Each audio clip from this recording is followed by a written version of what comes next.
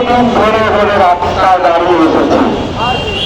আওয়ামী লীগ সরকারের আমলে দাঁড়িয়েছি, দফায় দফায়, তার আগেও দাঁড়িয়েছি। সবসময় দেখেছি রাষ্ট্রযন্ত্র একটি বিষয়ে সবসময় উদাসীন থাকে, তাহলে সাংবাদিকদের যদি কোনো নৈতিক দাবি থাকে, সেটি অপরাধ হোক, সেটি নির্যাতন হোক, নিষ্পেষণ হোক, তারা সেই দাবিটার প্রতি উদাসীনতা দেখায়। যেমন সাংবাদিক হত্যাকাণ্ড আমাদের চোখে আগুন দিয়ে দেখিয়ে দিয়েছে যে আওয়ামী লীগ সরকার কতটা আমাদের প্রতি নিষ্পেষণ অবহেলা করেছিল। একইভাবে একটি যুগান্তকারী পরিবর্তনের মধ্য দিয়ে আমরা পরিবর্তিত হয়েছি 5ই আগস্টের বেফাঁসা পরিবর্তনের মধ্য দিয়ে। সরকারের কাছে আমি যখন এই দাবি জানাবো, আমাদের প্রতি যে নিষ্পেষণ চলেছে বা স্বাধীনতা হারণ চলেছে, সেই জন্য কোনো আপনার হস্তক্ষেপ না হয়। যদি গণমাধ্যমকে আটকে রাখা হয়, তাহলে বিগত সেই লোকের সাথে বর্তমানে কোনো পার্থক্য থাকবে না। গণমাধ্যম এই রাষ্ট্রকে মানুষের কাছে বিশ্বের কাছে তুলে ধরে। গণমাধ্যম আইনের বিরুদ্ধে আমরা দেখেছি 5 আগস্টের পর কিছু উদ্দেশ্যমূলক ব্যক্তি গণমাধ্যমকে তুলে ধরার চেষ্টা করেছে। যারা তুলে ধরার চেষ্টা করেছে তারা এই পালিয়ে যাওয়া স্বাধীনতার আগের ফ্যাসিস্ট সরকার। আমরা দেখেছি যারা আমাদের তুলে ধরার চেষ্টা করেছে তারা চায় না তাদের অপকর্মগুলো বাইরে আসে, যেমন চাইনি আওয়ামী লীগ সরকার। যদি গণমাধ্যমকে চলে রাখা হয়, তখনই আপনি একটি উন্নত দুর্নীতিমুক্ত রাষ্ট্র নির্মাণ করতে পারবেন না। আমরা দাবি করি আমাদের উপর যে হামলা হচ্ছে, যে নিষ্পেষণ হচ্ছে, যে নির্যাতন হচ্ছে, তার প্রত্যেকটি বিচার করতে হবে। যদি বিচার না করেন তাহলে শুধু বিরোধী সরকার নয়, এই সরকারের কাছে আমাদের দাবি একটি নিরপেক্ষ বিচার ব্যবস্থার মধ্য দিয়ে মুক্ত গণমাধ্যমকে নিশ্চিত করেন। নাহলে এই দেশে কোনোদিনও শত শত বিপ্লব আসলেও মানুষের অধিকার বাস্তবায়ন হবে না।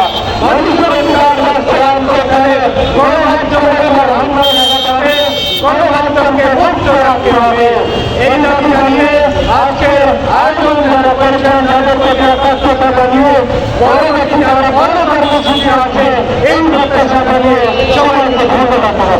আজকের এই আয়োজনে একাত্মতা প্রকাশ করে বলছি যে সাংবাদিকদের উপর নির্যাতন এর আগে হয়েছে। আপনারা জানেন সাগরণী হত্যাকাণ্ডে 111 বার এটি চার্জশিট দেওয়ার সময় পেরিয়ে গেছে, 111 বার সময় দেওয়া হয়েছে। আপনারা জানেন যশোরের শামসুর রহমান জীবন হত্যা করা হয়েছে, হুমায়ুনের বালুক হত্যা করেছে, মানিক শাহকে হত্যা করেছে। আমরা কোনো হত্যাকাণ্ডের বিচার পাইনি এবং ধীরে ধীরে বাংলাদেশ এখন সাংবাদিকদের একটি বদ্ধ ভূমিতে পরিণত হয়েছে।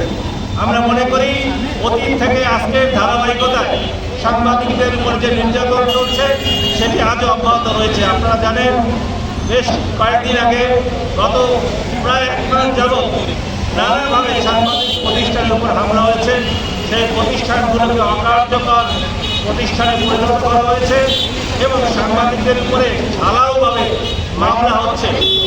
আমরা ব্যবসায়িকভাবে বলতে চাই, কোনো সাংবাদিকের বিরুদ্ধে স্পেসিফিক কোনো ফৌজদারি অপরাধ থাকলে অবশ্যই সেটি মামলা হতে পারে, কিন্তু ঢালাওভাবে সকল হত্যাকাণ্ডের মধ্যে সাংবাদিকদের নাম জুড়ে দিয়ে এটি কোনো কিছু আদায় করবে না।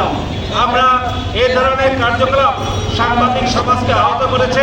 আমরা মনে করি আমাদেরকে অত্যন্ত এটি কঠিন সময় আমরা পার করছি যে আমরা ইতিপূর্বেও নানা ধরনের অবহেলা শিকার হয়েছি। আজকের দিন পর্যন্ত আমরা সাংবাদিকরা আমাদের কণ্ঠ, আমাদের চাকরি, আমাদের রুটি নিশ্চয়তা নাই। আপনারা জানেন যে এখনো ডিজিটাল সিকিউরিটি অ্যাক্ট রয়েছে, এখনো সাংবাদিকদের উপর বৈষম্যমূলক নানা আইন চেপে বসেছে। বিশেষ করে মফস্বল সাংবাদিকরা যে ধরনের চাকরির অনিশ্চয়তা, রুটি নিশ্চয়তা রয়েছে, সেটিকে পরিহার করে এখানেও সংস্কার আনতে হবে, গণমাধ্যমের সংস্কারের মাধ্যমে পরিপূর্ণ বাংলাদেশের বৈষম্যহীন সমাজ প্রতিষ্ঠিত হবে বলে আমরা বিশ্বাস করি। আমরা মনে করি সাংবাদিকদের উপর অত্যাচার চালিয়ে কোনো কিছু অর্জন করা যাবে না। নতুন অন্তর্বর্তীকালীন সরকারকে আমরা আহ্বান করব যে সাংবাদিকদের কথা বলার সুযোগ দিতে হবে। সাংবাদিকদের যে দাবিগুলো আজকে আমরা করছি সেই দাবিগুলো অবশ্যই তদন্ত করে ব্যবস্থা নেওয়ার দাবি জানাচ্ছি।